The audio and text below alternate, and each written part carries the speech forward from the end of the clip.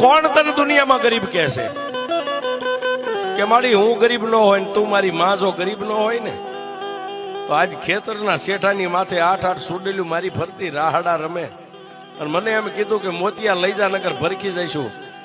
મારા ઘરમાં તો જન્મ દેનારી જનેતા કેવી છે મેં નથી ભાળી, પણ તારી માથે એક વિશ્વાસ રાખીને મેં સુડેલું ને એટલું કીધું તું કે મારી ગઈઢી માં એક બેઠી છે. તું મારી ગઈઢી માં છો, મારા બાપ દાદાએ તને બેહારી છે.